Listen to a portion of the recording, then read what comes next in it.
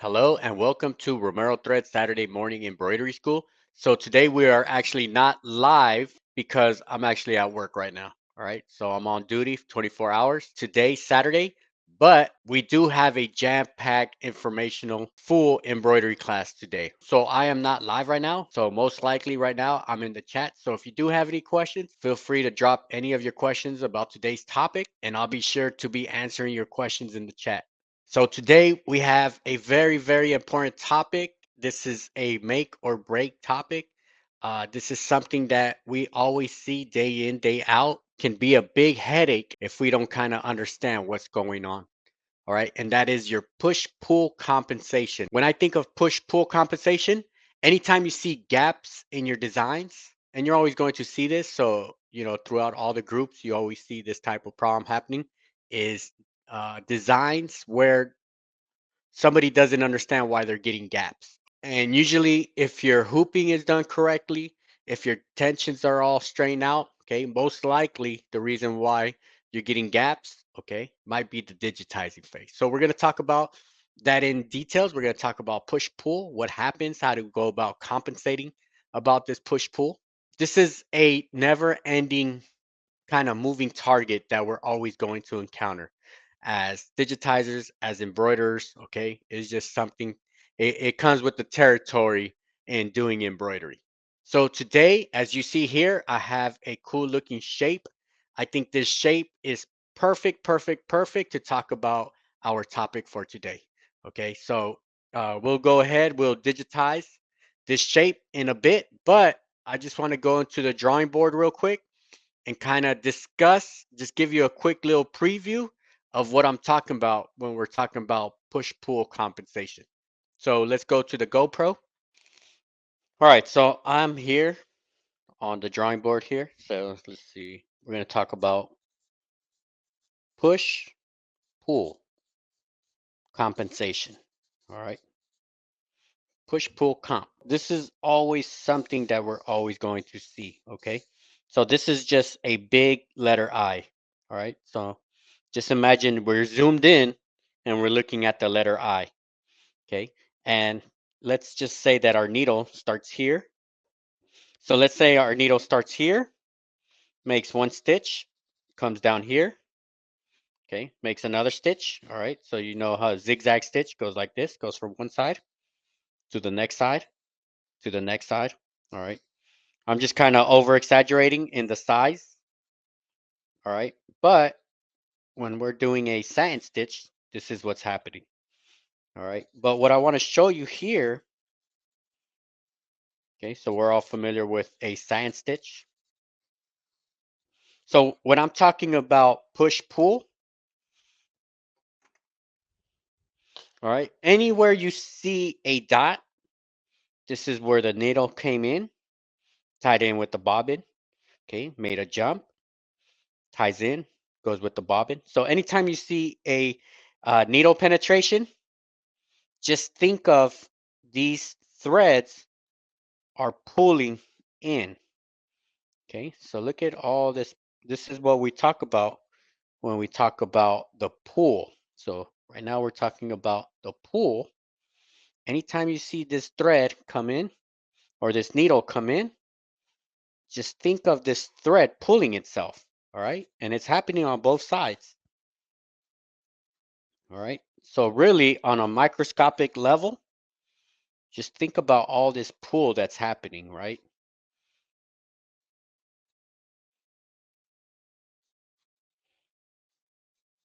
Oh, wrong way. Just, yeah, we're good. All right. Right. So it's something we don't really think about because it's so microscopic, so minute that a lot of times we don't notice, right? So this would be our actual size, right? So on the software, we program it to be this specific size. So let's say we programmed it to be 2 millimeters. So let's say, right, from here, from this side to this side on the software, we programmed it to be 2 millimeters. But since it's pulling itself, right? Since we have all this push-pull, it actually gets a little thinner, right? So instead of being from here, all right, the actual length is from here to here. All right, so there's a little gap here, little gap here. All right, if that makes sense. So instead of being 2 millimeters, we might be at 1.94 millimeters. All right, even though this is a 0.6, so let's say we're losing a 0.03 and 0.03 on this side. Okay, these little gaps, they start adding up. Okay, it could be a little bit more, 1.94. It could be a little bit less. It could be all the way down. If it's a very stretchy fabric, let's say we're sewing on a very stretchy fabric, this could also come down all the way to maybe as low as 1.75 millimeters. Okay, actual size. All right, so instead of us getting our 2 millimeters as we designed it in the software, instead of getting it 2 millimeters, okay, we might be in between this here in actual real world numbers. So in actuality, our size becomes like this thin.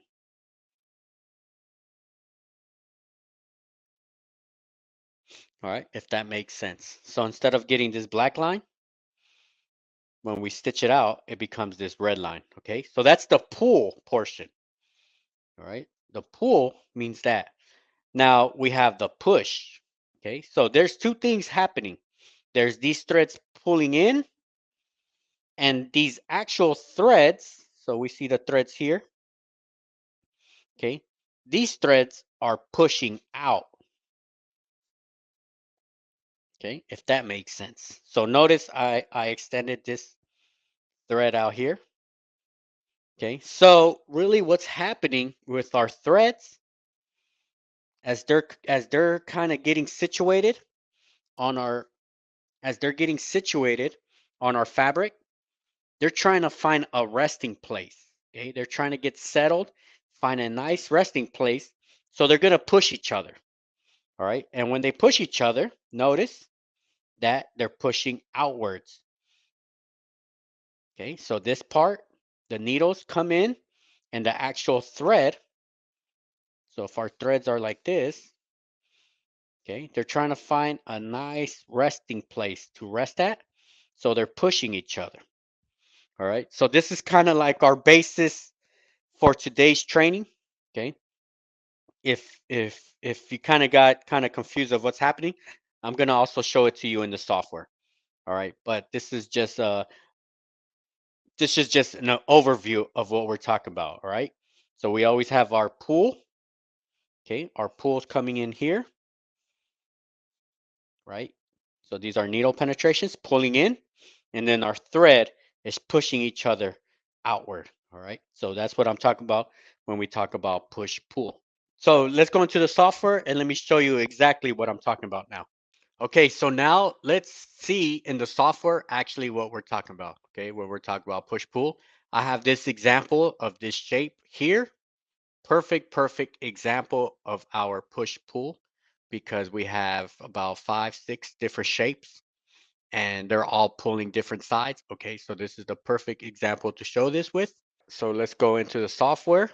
Let me minimize this here. All right, so we are here in the software and let me just show you like in the real world situation. So I'm going to digitize each side separately and I'm going to have them going in different angles. So let me go ahead and trace this design real quick.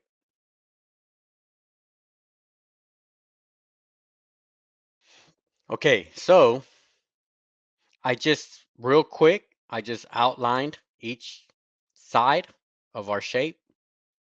All right, let me confirm that we have. Yes, we have all sides. 1, 2, 3, 4, 5, 6. All right. So what I'm going to do, I'm going to turn these into a tatami fill stitch, and I'm going to adjust the angles, H, to change the angles. I'm going to adjust the angles just to match the direction of our sides. All right. So let's see if you could see it better like this.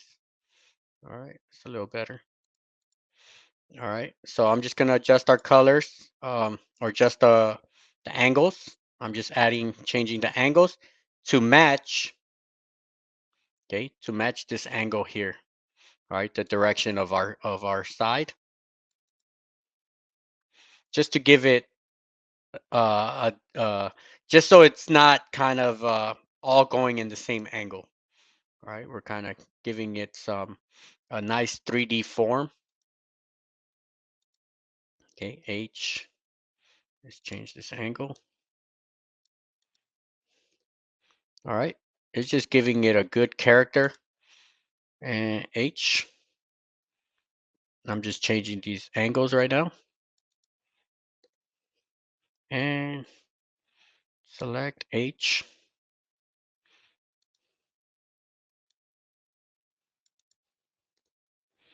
All right, H.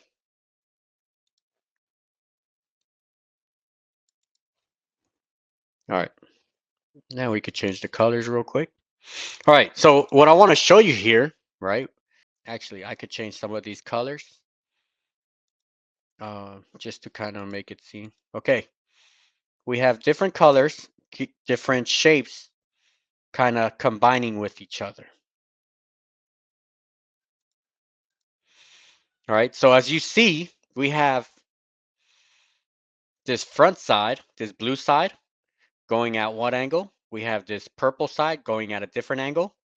And we have this red side going at a different angle also. Okay, so this is where, all right, let me kind of talk to you regarding this part, okay? Um, so this here, when we're talking about push-pull compensation, if we were just to digitize it like this and let it sew out, okay, we could start getting issues. Now, this is where our needle and our thread, they're going to start pulling from each other, all right? And this is where you start seeing gaps. So let me show you where you would start seeing gaps. Let me take it out of this view. Let me hide the, all right.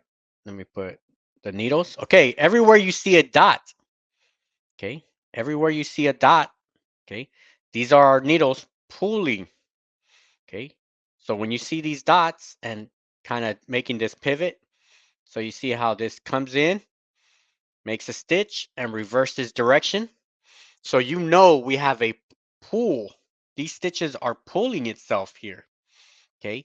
Now, let's say we were to, right now, it has a compensation of 17 because that's kind of what the software has it set up to. Okay, but let's say we take this off.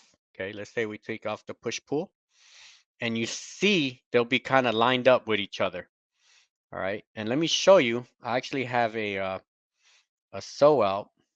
All right, so I have my slide right here. Let me pull it up. Yep. All right, so this is what we are digitizing right now. So real quick, this is what I digitized. So I made an example. I stitched out. What would happen if I add 0 pull compensation? All right, so this is how it would look like. All right, let me make this bigger. All right, so let's analyze this picture right here. Okay, so as you see, as you can see right here, we have the gaps. All right, so you can see where one side, each side is pulling. Okay, each side is pulling itself. We have the middle we have the middle portion pulling itself, so we see this big gap in the middle, and then on the sides we have the opening gaps too. All right, so let me zoom in here. So that's our center down here in the middle. So since we don't have any pull compensation, that's what we see. And then here on this side, okay, we have another gap here. All right, same thing. No pull compensation. That's what's happening. All right, those threads are pulling each. Those threads are pulling each other. All right, so we're getting gaps. All right, now notice here. Let's see up here. We don't have gap, right?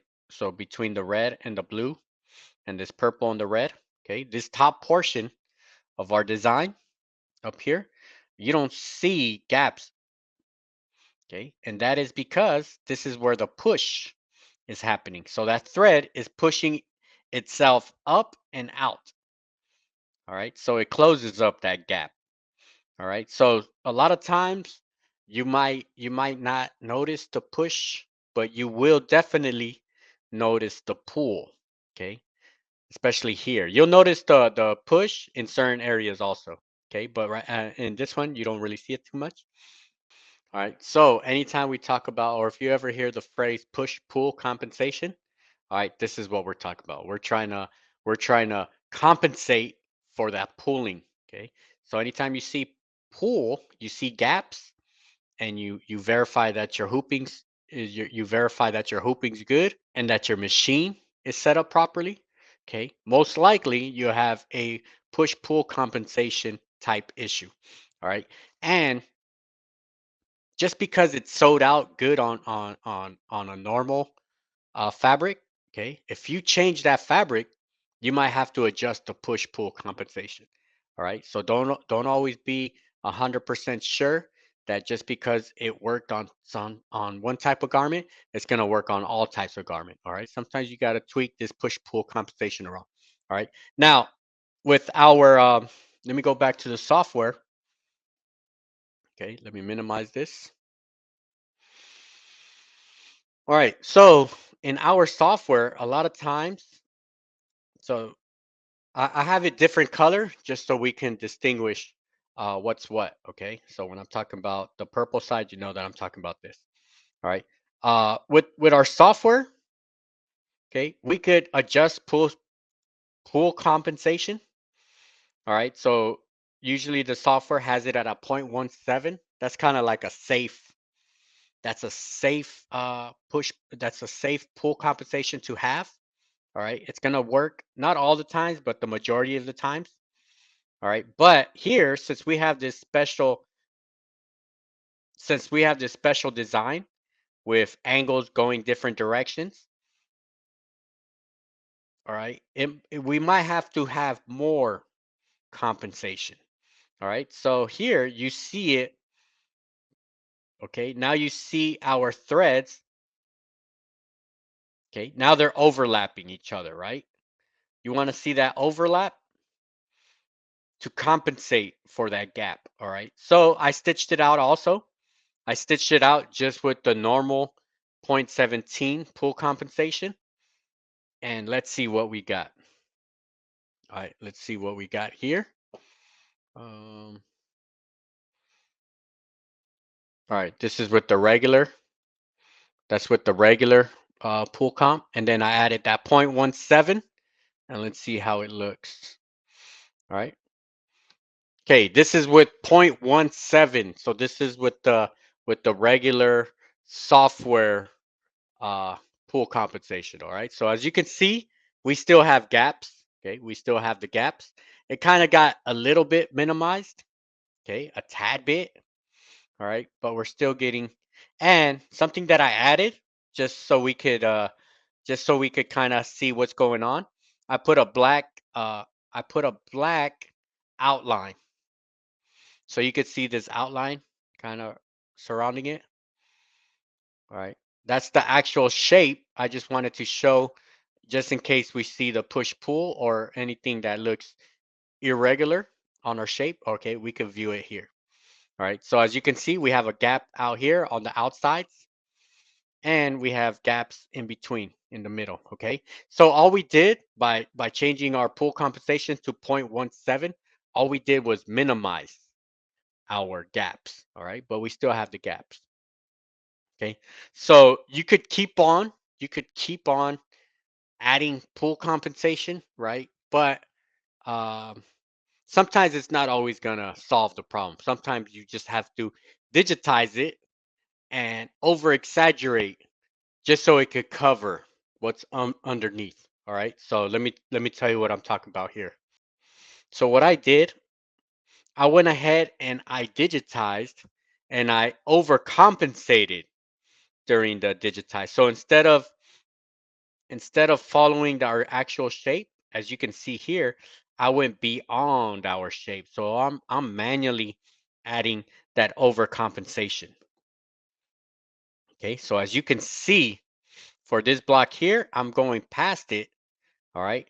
Just so when it sews out and it pulls in, by the time it pulls in, it's back to normal. All right, so let's look at this first one.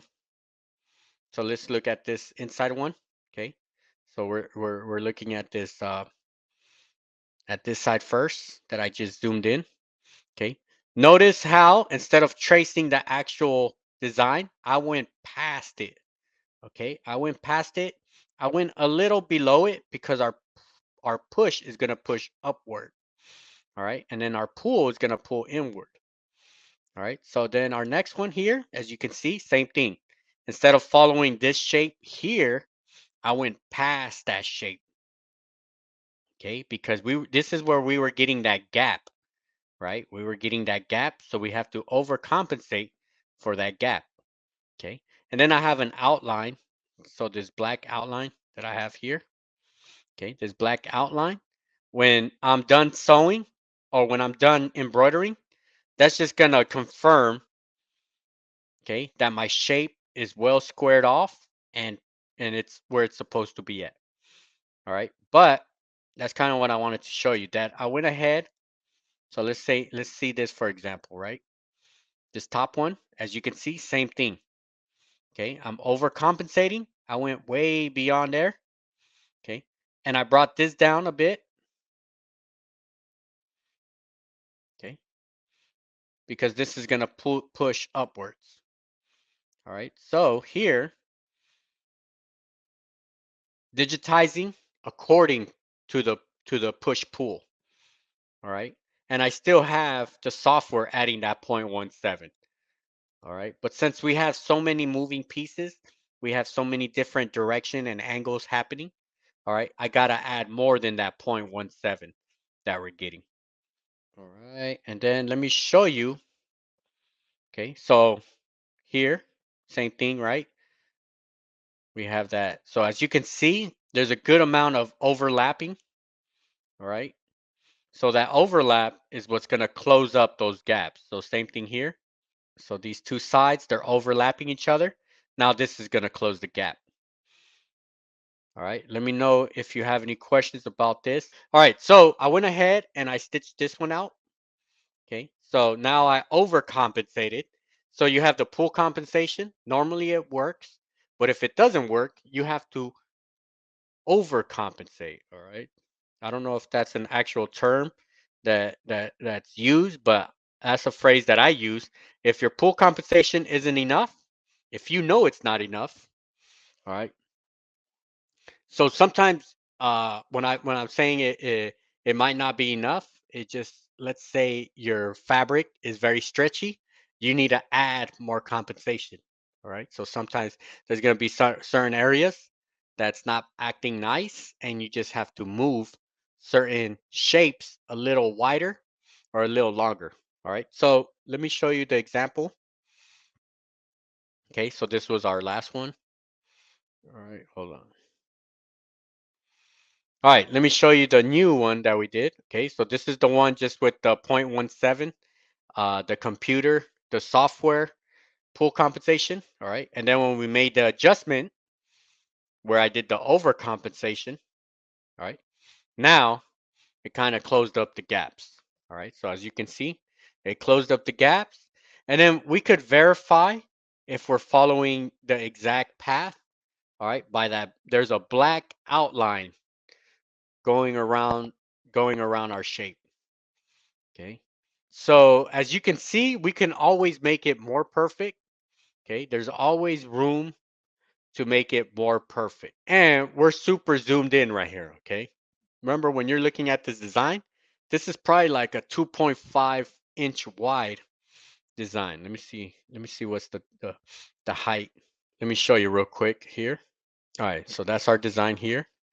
Let me just make sure, see what's our, so width 2.7 by height is about 2 inches. All right, so on our picture here, we're super zoomed in. But what I want to show you, all right, notice how our gaps has they closed in, right, compared to this one and compared to this one, right? This is where we started. This is zero pool compensation, zero pool compensation. So you see these big gaps, and you see our shape is kind of wonky, a little wonky. Underlay, I do have underlay here. I have a tatami underlay. Okay, so we should still be good with underlay. And then here, right now we're pulling in. We pulled in a bit tighter, but still not enough. All right, not enough because we have our angles coming in from different areas, and they're pulling each other away. Okay, and then we do the overcompensation. All right, we overcompensate. We come in a little tighter. Now we closed up the gaps. I would encourage you to find different shapes, okay, such as this one, and play with different shapes. So even though push pull isn't like the greatest, most exciting topic to talk about, it is a make or break topic that we not only got to understand it, but we have to practice it, practice it, practice it. And I think with these 3D type shapes, okay, perfect way to practice it. All right. And then I have one more example here that I want to show you. All right. Of course, I'm pretty sure all of us have seen the examples of the circle, right? How the circle likes to get all wonky. It likes to lose its form. It likes to turn into like an egg. Most of it has to do with the push pull. All right. So here I have an example here with zero push pull. And as you can see, I have gaps on the side here. All right. So if you see the drawing here, you can see it's very minimum. All right. Because I do have underlay. So the underlay kind of holds it together. But you could still see. All right. We're talking about microscopic little millimeters, probably point one. Okay. 0.1 millimeter off. Not a big deal right now. Right. But what happens is you put this on a stretchy item. Okay. You might start getting these gaps. In my example here, as you can see, in a perfect world, that black thread would be kind of going over it perfect, right? It would be nice and perfect here. All right. But what happens, as you can see here, so let me bring that up again. All right. So as you can see here, right? Once we're zoomed in, once we stitched it out and we look at it perfectly, okay. Now you see that red thread pulling inward, all right? So our black thread is not 100% completely over our our red thread, okay? So ideally, what we would want to do, so let's go back here, and then I have the circle 2 here, okay? So ideally, what you would want to do, okay, you would want to overcompensate. So here I kind of over exaggerated, and I brought our red thread all the way outward a bit. Okay, what you can do, right? H, the reshape tool. Okay, what you can do is grab these sides here. Okay, you could grab these sides and kind of pull them outward, right? Pull them outward. I'm over exaggerating so you kind of see what's happening, right? But that's kind of what I did here. I kind of pulled them out a bit. All right, I pulled them out a little bit farther what they should have been. Okay, just for demonstration purpose. Okay, I could have just, it's just a hairline, right? It's just a hairline. It could have been like this, but I stitched it out this much here. Then on this side, I didn't go too much. I kind of went fairly all right. All right, so same thing. You could pull this in, all right, but I just pulled it out. Okay, this side here, it didn't require too much. All right, it's mostly here where we get these big pulls coming in. Okay, So let's see our picture again. All right, so when we look at our picture, now let's look at our new. So I restitched it with the pull compensation that I just pulled. All right. Now here, if you look, let's look at the right side first. Okay. So on the right side, you notice that we're kind of writing that line pretty good. Okay. And then down here below, I'll talk about this bottom part in a bit. And then here, I kind of pulled it out a little bit more than what I should have. All right. So as you notice, the black line kind of went over it. All right. So if you want to kind of fine tune it, we could always push it back in a bit, a tad bit. So here, we're dealing with at a very microscopic level. Okay. If your design if your design requires very slight details, okay, not every design is on a very microscopic level type, okay, but once you're at this type of detail, then really all it is moving a couple nodes, right? Just a little hair to the right or to the left. All right. Now let's focus here on this bottom part, right? So let's look up here. This is the original one, the first one that I drew out. This is the first one that I stitched out. So if you notice, all right, this top part, this is our push. It's trying to push out and it's trying, so the black line is going kind of over, all right? Same thing here. So this is where you get the push, all right? We want to control our push. So let's look at our software here, all right? So here, what I like to do, all right, what I like to do, I like to square up, so H here, okay, square up this top part. So instead of it being rounded, all right, instead of it being, see if I could add, all right, instead of it being rounded up here like this, I like to make it kind of boxed up here, all right, and then this here is going to push and connect to our line here, all right. So let's see if I pull up that, all right. So up here, we're kind of pushing it. Here, we're kind of made it like, okay, because so you could see the flatness here following that line. All right. Here, the bottom part, as you see the bottom part, let's focus here. Let me show you this bottom part here. Okay, I went too much. All right, so that's why. So you see this big gap here versus the top part, okay, which was kind of subtle. All right, so when you go too much, then you're kind of on the other side of the tracks. All right, it's too much. That's why here we see these gaps here on the bottom. All right, down below on the bottom, you see that gap. It's just we picked it up too much. Here on top, okay, we kind of made it pretty good here. All right, you could probably go one hair up. All right, but that's how you go about compensating for circles. All right, for circles and rounded objects. All right, so if you do go ahead and challenge yourself and practice with odd shapes, all right, just find odd shapes that are going in different angles. For example, like this shape here. So this is something that we're going to keep on practicing on the embroidery class. So thank you for stopping by. Thank you for hanging out. Any questions that you have, make sure you leave them down below in the comments and I'll be sure to answer them all. All right. Till the next time, peace out.